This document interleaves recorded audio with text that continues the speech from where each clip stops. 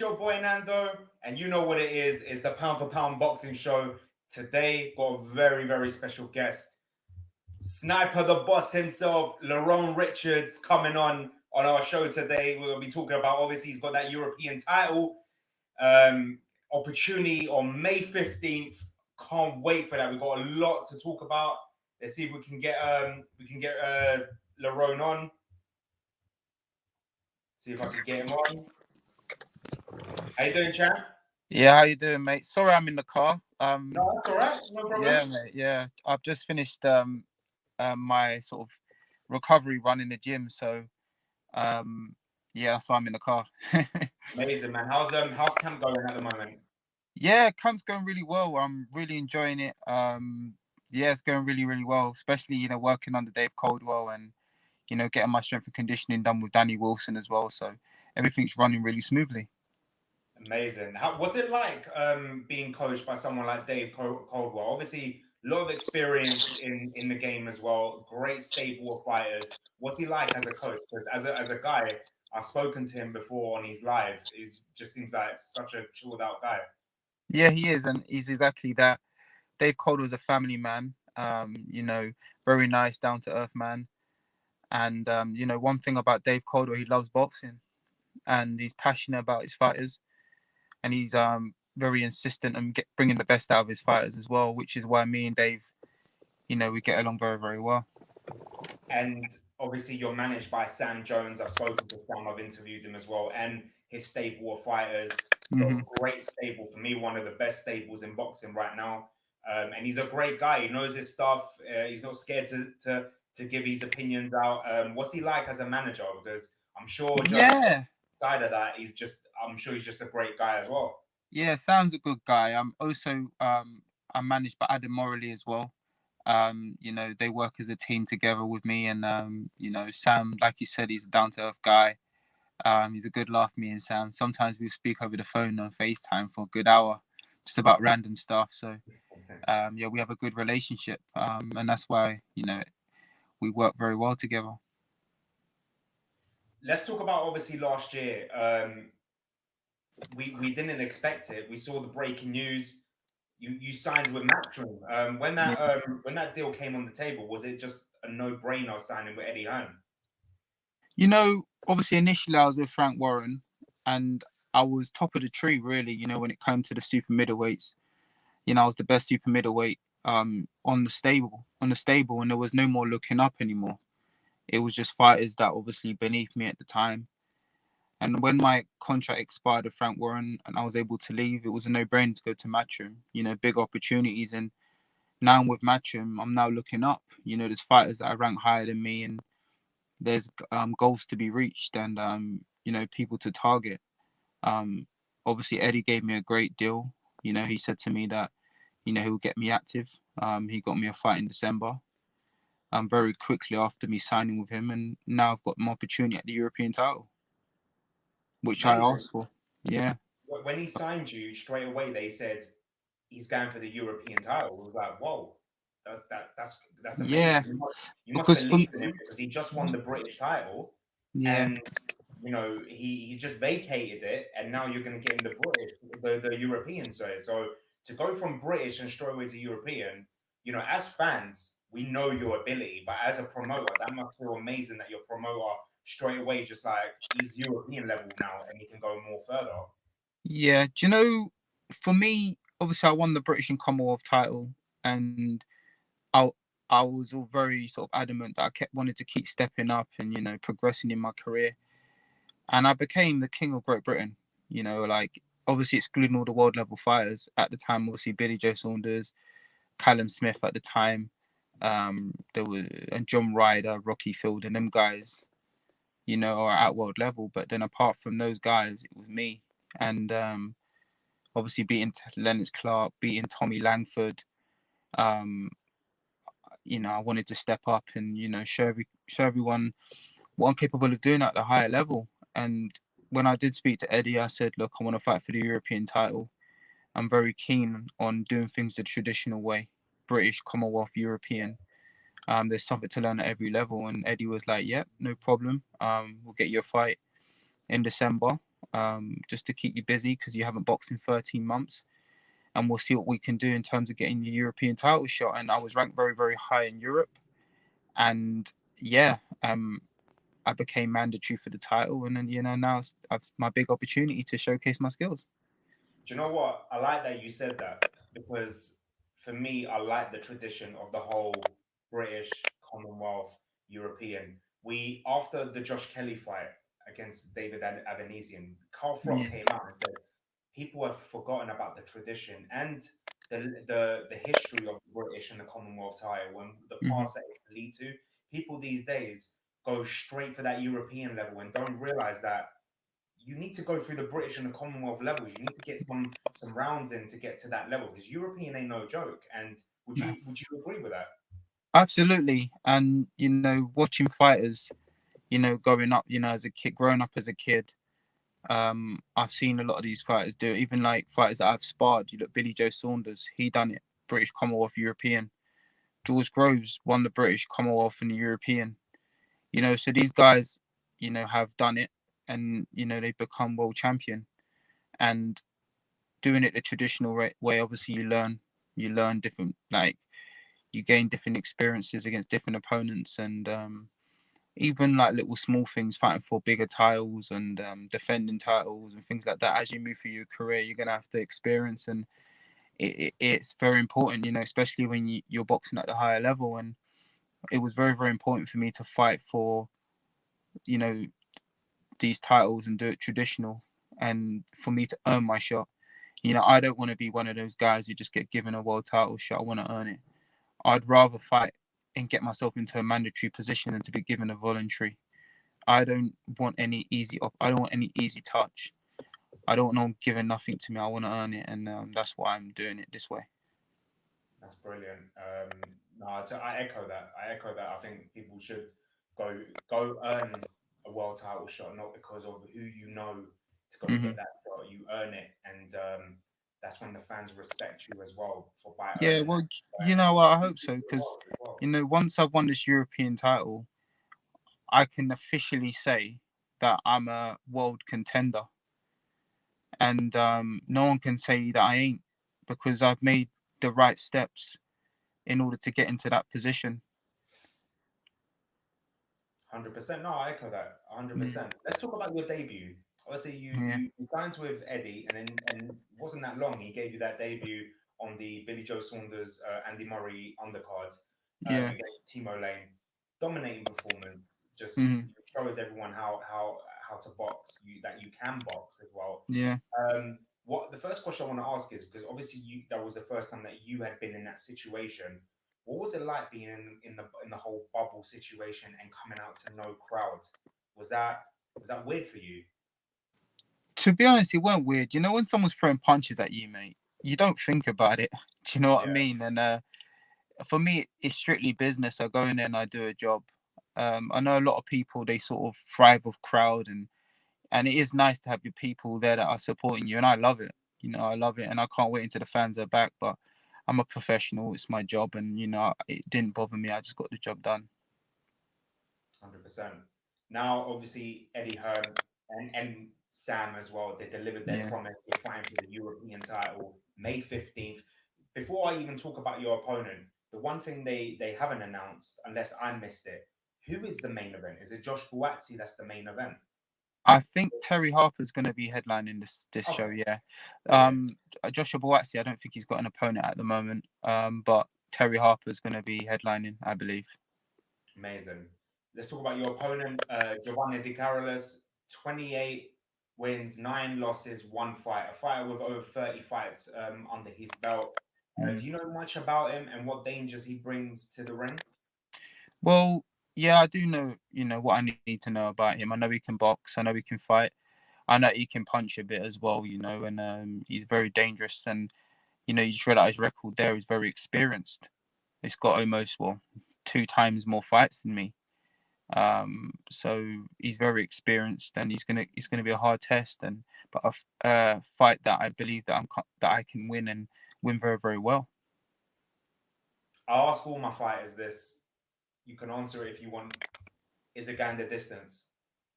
Do you know what? Like I always say, it's all about the skills, and that's one thing I always bring to the table.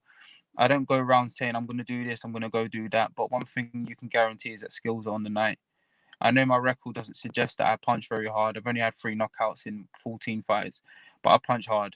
And if I didn't punch at a certain sort of velocity or any sort of force, you would see a lot of people try to walk through me, and it's very, very hard to do that. So look, if I do hurt someone, I will finish. But I believe in the sweet science of boxing, and that's what I'm going to bring to the table. I totally agree. I was going to say that as much as I don't, even if you had 0 knockouts, for me, yeah, it's nice every now and then to see a knockout. It's brilliant, but It's the we, entertainment business, isn't it? Everyone wants to yeah, see a knockout. Yeah, of course, for a I think highlight reel as well. that's it. I think for me, reason why I'm very relaxed in terms of all like my knockouts or whatever is because I know I can hit hard, and I don't need to prove nothing to anyone, to be honest. I just have to keep doing what I'm doing. And look, what I'm doing or what I have done in my career so far has got me to this stage in my career and got me to this level. So I've got to be doing something right. 100%. And I was going to echo what you said before. For me, the way I look at it, there's no disrespect to any boxing fans out there. For me, the ones that just want knockouts are the casual boxing fan. You're a die-hard boxing fan. You love the sweet science. You want a master show of like you against Timo Lane. It was a master show. It was literally Yeah. one-sided, and you literally schooled the guy. No disrespect to the guy. Yeah. I usually don't. I'm not taking side. You're usually on the fence of that, but I've got to be real with it. You schooled him. So it's situations and fights like that people who are real boxing fans love, and that's what I always want to see, and that's why I'm a big fan of yours, because I appreciate that. You box clever, the way you move your feet as well. It's just beautiful. It's just the sweet science. That's it. And as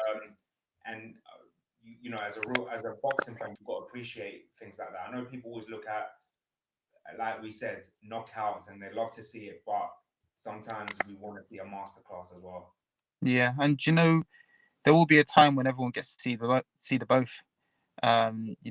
It's only a matter of time. It's all a matter of time. That's it. I just want to ask you a question as well. Just want your take on it. Obviously, by signing with Matchroom, you had to vacate the British and the Commonwealth title. Yeah. That British title was fought for. An old foe of yours, Willy Hutchinson, versus an old opponent of yours, Lennox Clarke. Was you shocked of the outcome of that fight?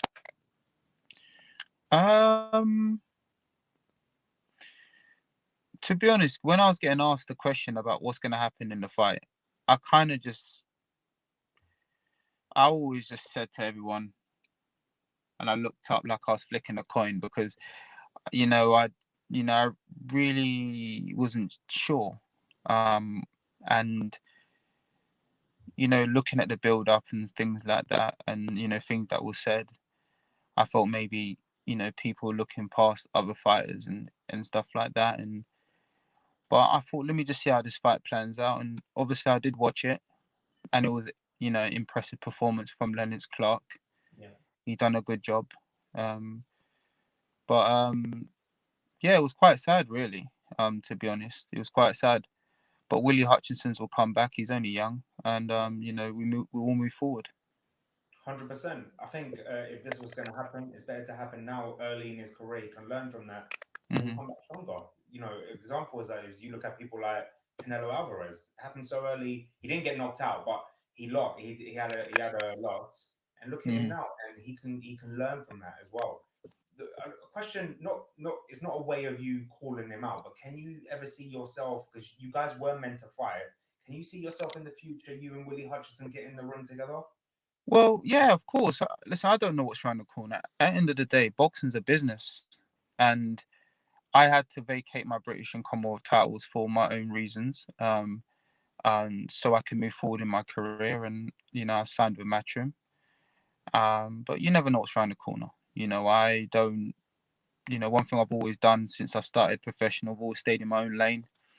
I've always worked very, very hard, extremely hard behind closed doors, and the results show for that, or the results show. But look, I can box anyone in the future. It just if it makes sense, then the fights will happen. No, 100%. Yeah. What's obviously the focus is on your next opponent, and in the past in boxing we have seen that you should never look past your opponent, but getting past him, what is the plan for yourself for the rest of 2021 going into 2022?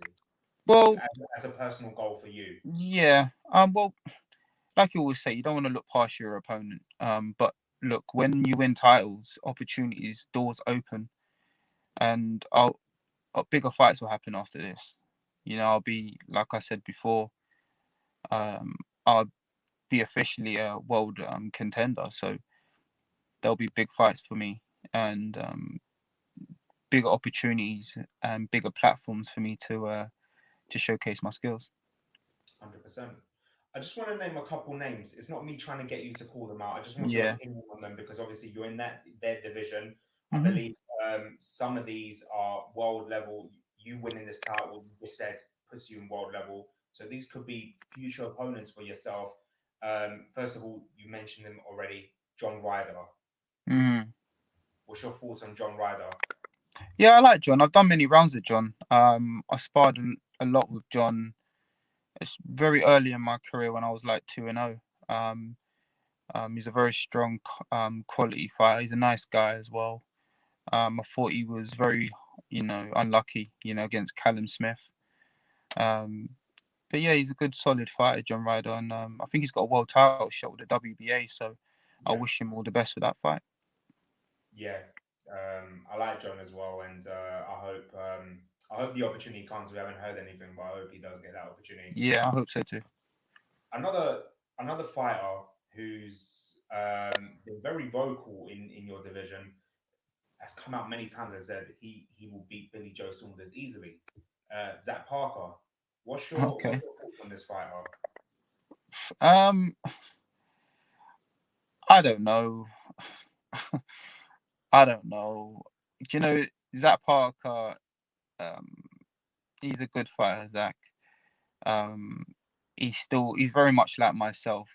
We ain't really been tested at the highest level yet. So one thing about me, I always believe in earning your stripes and getting these wins so that you have the right to start talking and saying these type of things. But listen, he's a good fighter, Zach Parker. He's ranked #1 by the WBO, I believe. And like I say, I wish him all the best in the future, and hopefully, maybe one day me and he might fight for a world title. Before I get on to the two top at the moment that's going to be fighting on May the 8th, Billy Joe Saunders versus Canelo Alvarez. Two other fighters that I believe are really underrated in your division as well. One is David Benavidez, and the other Okay. one is Caleb Plant. What's your Yes. thoughts on this? Do you believe that these two are very underrated? And if I'm not saying they would beat Canelo Alvarez, but can they pose a threat to Canelo or Billy Joe Saunders? Yeah, Benavidez? I don't think he's underrated. I think that a lot of people do rate him very, very highly. I believe they've said a lot of things about his weight, whether he can make super middleweight. His last fight he seemed to make super middleweight very comfortably. So he is highly rated, Benavidez. The fighter that is underrated, I believe, is Caleb Plant, and I believe Caleb Plant is definitely one of the best in the division, if not one of the best super middleweights in the world. And he will give anyone in the world problems, Caleb Plant. So it'll be good to see how Caleb Plant fares against the best in the world. But we'll see. When he gets his opportunity, we'll see how good Caleb Plant really is. What's your thoughts on this whole? I'm going to get to the Canelo Billy Joe Saunders fight now. I just want your prediction on it. What you think? Just break down the fight for me. And do you think that in your division right now is Billy Joe Saunders right now if there was any man to beat Canelo Alvarez right now, is it Billy Joe Saunders? I think it's a hard one to call because at world level anything can happen. If you look on the forms of fighters, Canelo's definitely on good form right now, and he's consistently every fight he's performing at a very, very high level. And gets better every fight. And it's all due to activity. and it's sort of it's a funny one, but I believe that Caleb Plant, Billy Joe Saunders, there's been Charlo, and yeah, the Benavides. They all got a good chance of beating Canelo Alvarez. You just at this level, it just takes that one punch, you know. So Yeah. you never know. Is this fight the flip of the coin situation? It could go either way. What with Billy and Canelo? Yeah. Do you know what? If you go off form, you're going to say Canelo. Let's be honest. And yeah, me and Billy Joe Saunders, we get on really, really well. And I'll tell him the same thing to his face. Like, if you go off form, you're going to go off Canelo Alvarez. But if you go off ability, you're always going to say Billy Joe Saunders. And if anyone can trouble and can beat Canelo, obviously Billy Joe Saunders is one of those fighters. And I know Billy Joe's going to come up and he's going to turn up. And he's definitely not going to himself. He's definitely going to go and deliver the goods and, you know, put his skills down. I can see different ways where both fighters can win this fight. I just hope Billy Joe Saunders turns up and gives his best and brings the titles back to Britain. 100%. No, I echo that. I think I've always said that if there was one man to trouble Canelo Alvarez and take those belts, I believe is Billy Joe Saunders. Yeah. Either way, if Canelo wins, we've got the Caleb Plant fight, and that'll be explosive, and or whether he fights Billy. So either way, we're gonna get a cracking fight in September. Whoever wins this fight. Yeah, it's gonna be.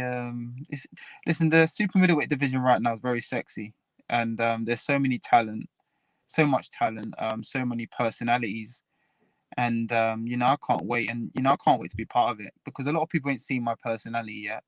You know, I'm a cool, chill guy, but I like to have a laugh. I like to, you know, really enjoy myself. You can see by my shorts that I wear when I fight as well. Like I'm very I can be very eccentric. But you know, I can't wait till I get to that level, and I'm going to really start to enjoy myself now for sure.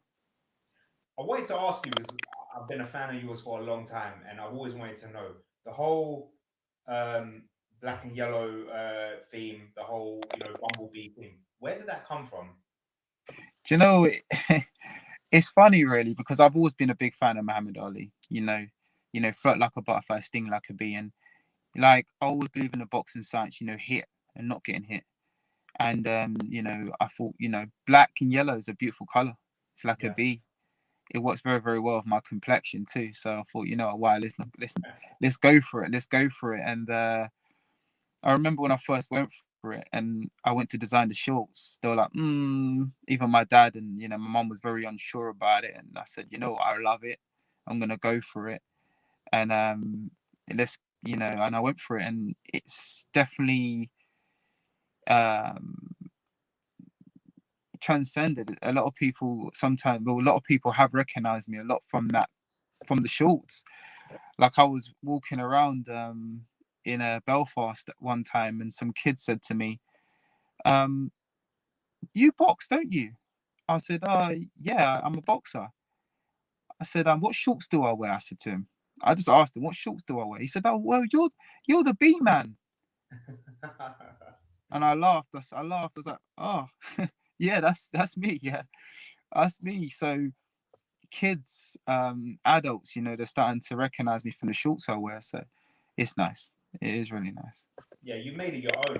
So it's unique, it's different, and it does catch the eye. So and it suits you. It does. So Yeah, it's a great look, and you made it your own. So it's something different in boxing. that's it. And I think it's you gotta be different, you know, and to stand out, you gotta be different.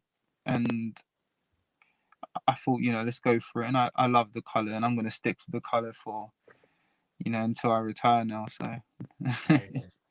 it's all good. Yeah, you're gonna love my new shorts, by the way. Trust me, for my Yeah, next. So I you're look gonna forward to love them. that. Yeah, you're gonna love them. Yeah, I look forward to that. yeah. Sam, I want to ask your opinion on one tweet that Sam put out. It was the Daniel Jacobs Gabriel Rosado fight. Obviously, a controversial fight. I personally think Rosado won that fight. I think he got robbed. But anyway, I think it was during the fight or after the fight, he said, I will put Lerrone Richards with Rosado tomorrow if I could. And I remember when I interviewed him, I asked him, he said, yeah, we have actually maybe looked at that fight. What was your thought when you first saw that tweet? Well, it's funny. It's the first I've heard about the tweet, but me and Sam obviously talk, and he has mentioned it to me, and in fact, I've mentioned it to him, and I think it will be definitely a good fight for me. Rosado is a very experienced fighter, campaigner. I believe he's definitely a world, contender. People probably say he's a gatekeeper, but I rate his skills very, very highly. And I think it will be a very good fight for me, especially if I was to go to America to box him. It could be a fight where I break out in America. So it's definitely a good fight for me in the future, for sure. I would love to see that fight. When he first tweeted it, I said, "Wow, let's make that fight. That fight sounds great." Yeah. So it's like see, I won the British and Commonwealth title, which I did, and I decided to go off to America and fight Rosado. No one would really say anything. They'll say it's a good fight. They say it's a very good fight. But, they'll think, oh, it's a huge step for Lerrone, especially just boxing at British level. Now, I win this European title. The next step is fighters like Rosado, Caleb Truex, Lemieux, David Lemieux, Chavez Jr., guys like that. They're the next level. And they're the fights that I'm prepared to take, if they make sense. Amazing. These are the fights that we would love to see you obviously win the European title and then go conquer America. That's it. So obviously for me, I want to fight in America, of course, and I believe that the Americans would appreciate my boxing, and the shorts, and just my whole style. But for me, my main dream is to fight at Plough Lane, in Wimbledon, in front of all my supporters, but first, let's win this European title. Let's get a good name under my resume. And which De Carolis is a good name, but I mean in terms of worldwide, where everyone knows who this person is, and then we can start bringing big fights to Surrey and South London. That's it. The thing is, if I was in my top floor right now, I would have picked up this laptop. I would have showed you outside my window. I could see Plough Lane from here. So the new stadium. Yes. Okay. Yeah. So, mate, I know that one day I visualize it that I'm gonna headline Plough Lane and it's gonna fill out, mate, and it's gonna be packed, 100%. And a lot of a lot of people around Surrey, around my area and South London would definitely be up for a night out in Wimbledon for sure. Yeah, and maybe I get Tim Henman to walk me to the ring. Imagine that. Yeah. Listen, anything can happen, Anything can happen, I wish you the best for that. Before I let you go, I want to ask you 2 more questions. I've asked all my guests this because I'll do a highlight reel afterwards when it's finally signed and it's official, the biggest fight in British boxing history, maybe in boxing history itself. You got Anthony Joshua versus Tyson Fury. Who wins and why?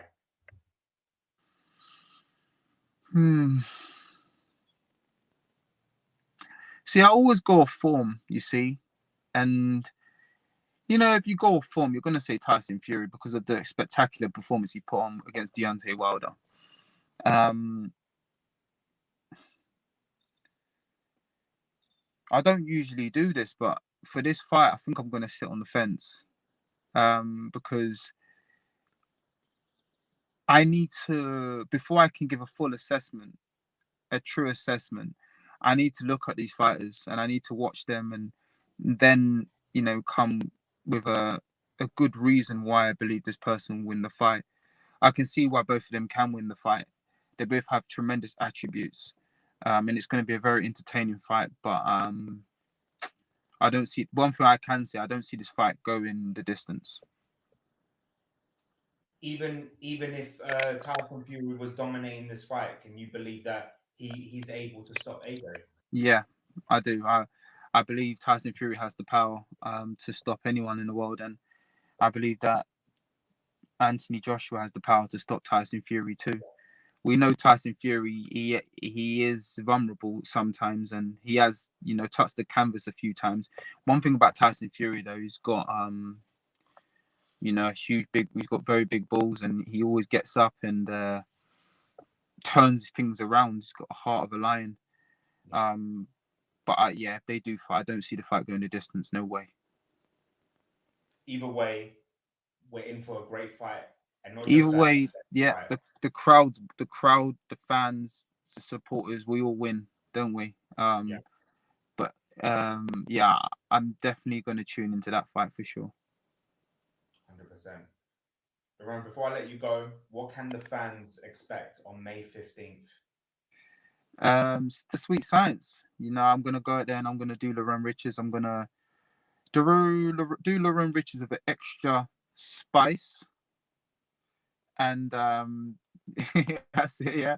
And I'm gonna do gonna put on a showcase, you know, and really enjoy myself and show everyone why I'm a world contender.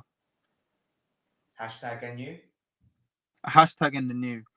Listen, like I always say, it's all about the skills, and that's what I am. I'm very, very good at doing. You know, no hype required. The future is black and yellow. I love that. Yeah.